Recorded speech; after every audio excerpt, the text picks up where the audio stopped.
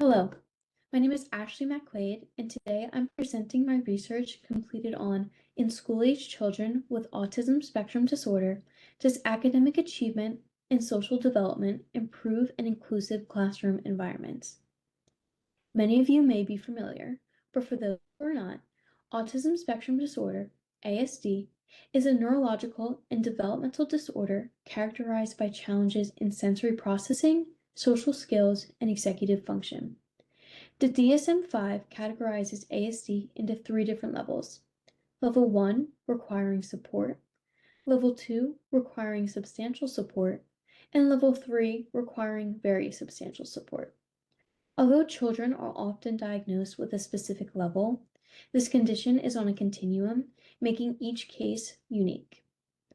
Autism is very prevalent, with the World Health Organization estimating 1 in 100 children globally and 1 in 31 children in the United States. In 1990, the Individuals with Disabilities Education Act was authorized to ensure equal learning opportunities for all children. However, there is still a massive research gap regarding the quantitative measurement of educational benefits in various classroom environments, leading to uncertainty in the learning opportunities children with autism have access to.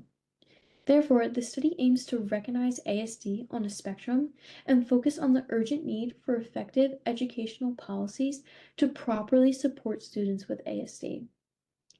There are many reasons that this research is imperative, but I'd like to highlight 4 of them. First is human rights. Every child has the right to a fulfilling quality of life and a proper education. Second is individuality. Since ASD is diagnosed on a continuum, matching unique student attributes to the right environment will improve educational success. Next is personal growth. With a proper environment, students with ASD will have the opportunity to improve academically and socially. Last is teacher development. By identifying supporting factors, training programs, and outreach of resources will allow teachers to assist in long-term student success. In regards to my approach, I conducted a literature review across PubMed, NBOS, and Cochrane, focusing on primary resources from 2015 to 2025 for grades K through 12. The search strings used included various combinations of keywords such as autism, ASD, inclusive classroom, academics, and special education. These search strings for each database and the corresponding number of results can be found in Table 1, in the bottom left-hand corner. The country of the study reviewed did not matter as long as the original criteria were met. I would like to disclose that AI concepts helped exclude studies, but all AI suggestions were reviewed prior. Additionally, only one reviewer, myself, was utilized throughout the process. If you look at Figure 1, found in the upper middle section of the poster, the Prisma flow diagram outlines the review selection process. I started with 811 total records. After removing duplicates and screening for the criteria mentioned earlier, I narrowed it down to 18 studies that directly focus on academic or social outcomes in inclusive and/or specialized education settings. Outcomes were strictly defined, with socialization measured by communication with peers and teachers, eye contact, and engagement in classroom play. Academic achievement was measured by changes in graded assignments, attention span for educational programs, and skill retention. The review of data shows that success in inclusive classroom environments is highly individualized. Notably, social development tends to improve more consistently in inclusive classrooms, while academic achievement remains more inconclusive. Furthermore, analysis of the studies suggested success in inclusive classroom settings was heavily dependent on 3 factors: a student's baseline social interest, their level of executive cognitive function, and the presence of avoidance or aggressive behaviors. For some examples, I will be referring to Table 2, found in the bottom middle section of the poster.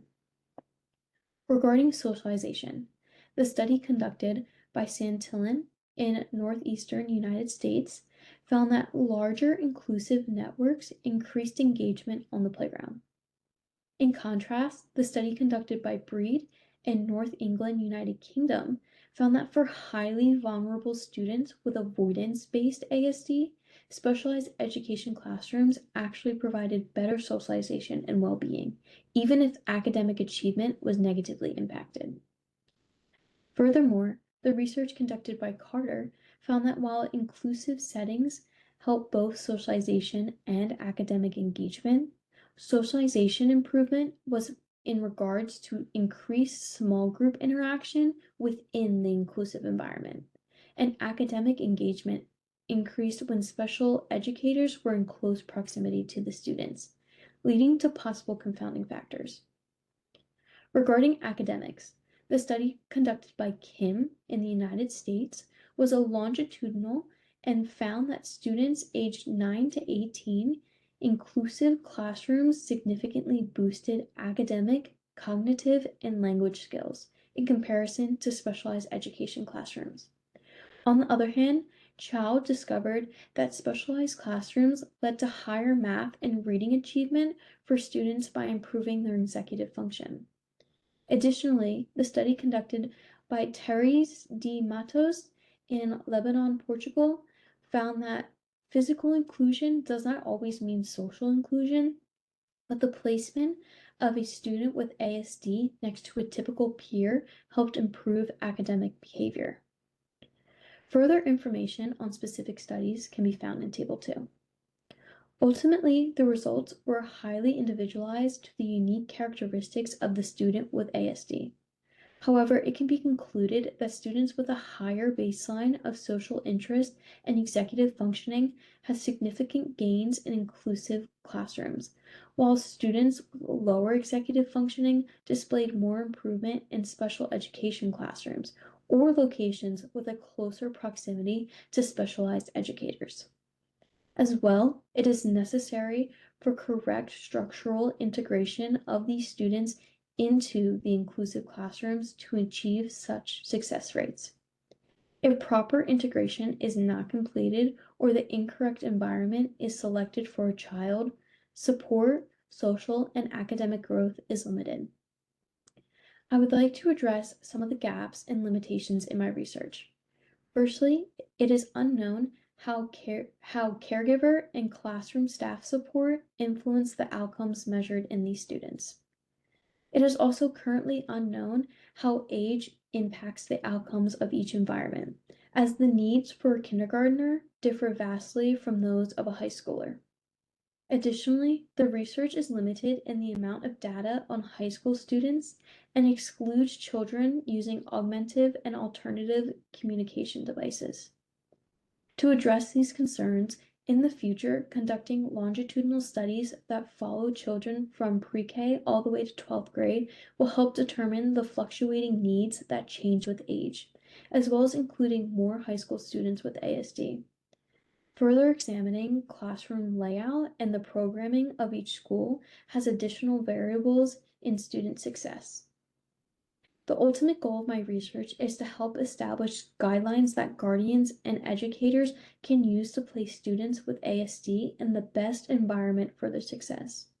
Understanding the effects on social and academic achievement in both inclusive and specialized education classrooms is just the first step in improving the educational landscape for students with ASD. I would like to thank you for your time and attention.